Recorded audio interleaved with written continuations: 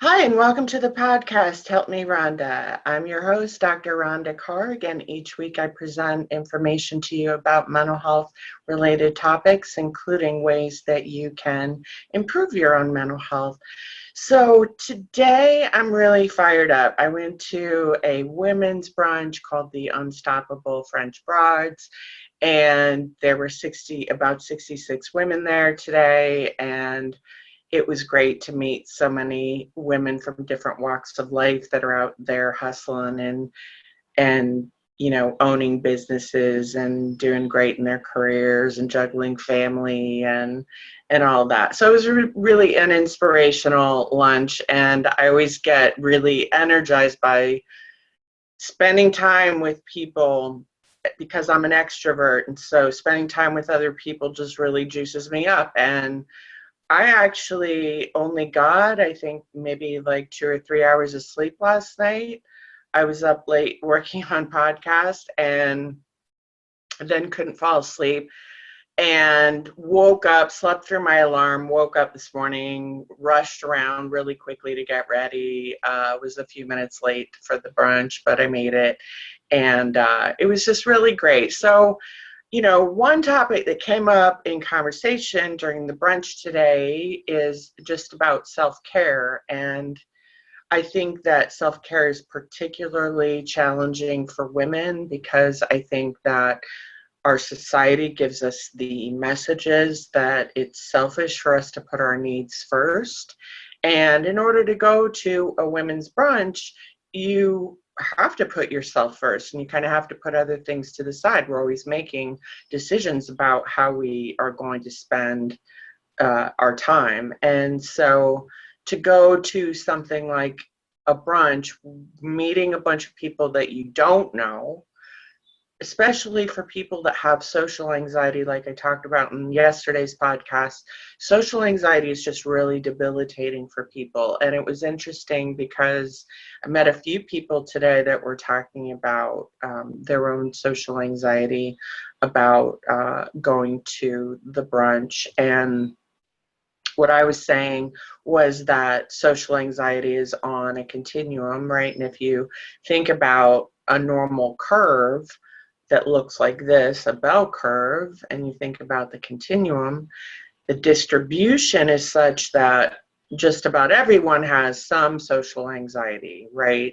You have people that are out here at one extreme that have a lot of anxiety going into social situations, and you've got people that have very little, but most people have a little bit. And so like this morning when I was getting ready, I was feeling shame about the fact that I was running late. I felt shame about staying up too late. I felt shame about not really having much time to get ready this morning and kind of not looking my best. I looked tired. And, I could feel myself sort of wanting to talk myself out of going, in a sense. Like, it was just a little part of me that was like, you're going to be there late. Everyone's going to be looking at you.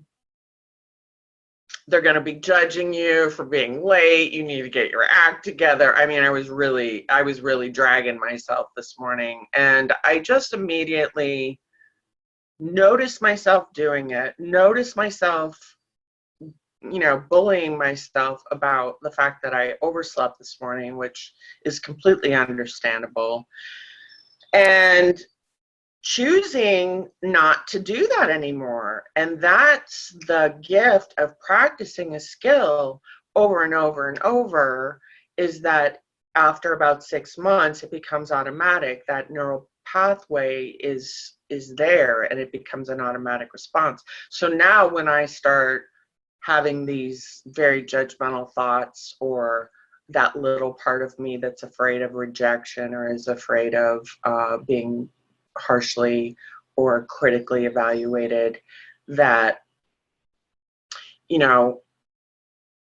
I can hear it, identify it, and shut it down.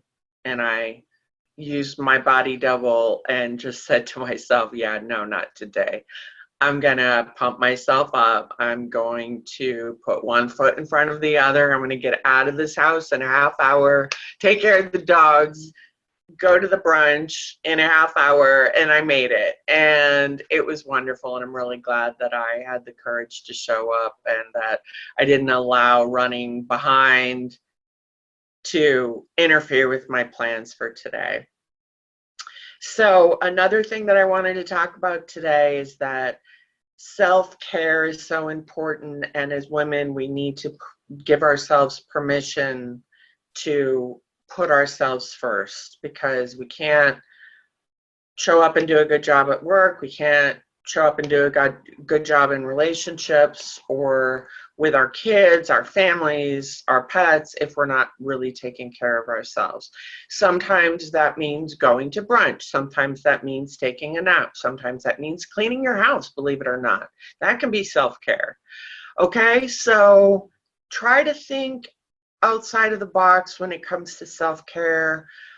I will come back to this question for people again and again, which is recommending to people that they just pause, close their eyes, take a deep breath, and listen to what they need to do in that moment to take care of themselves and checking in with themselves. You know, sometimes, like I said, it might be laying down in bed for a few minutes. I call it baby blanket time. And it's really a way to like self-soothe yourself, you know, self-soothe when you're feeling maybe a little anxious or tired, or you're just not in a really good place. Like crawling into bed for 15 minutes is pretty amazing. And other things that you can do to kind of monitor how you're feeling. Notice tension in your jaw or in your shoulders.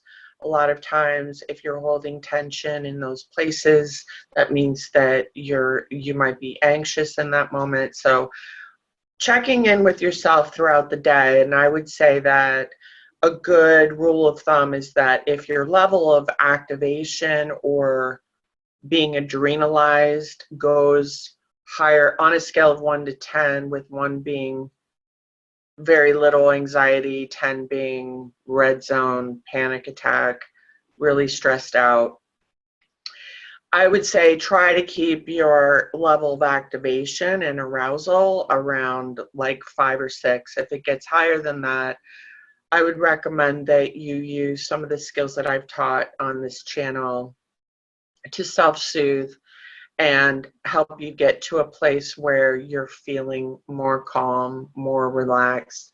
Because when you take care of yourself and monitor how you're feeling and give yourself what you need, whether it's a snack or baby blanket time or a phone call with a friend, to really take full responsibility for how you're doing. Take full responsibility for practicing self-care. Like, nobody is probably going to tell you that you need to go and do that thing. You know, hopefully maybe they're encouraging you to do that. But at the end of the day, it's your decision about how you do take care of yourself. So remember to put yourself first. You are your first priority, your health and your well-being.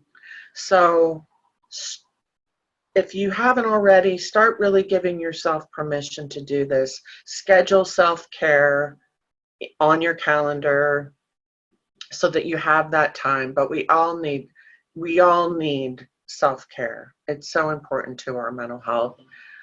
Thank you so much for joining me today, and lovely meeting all of you ladies. Thank you.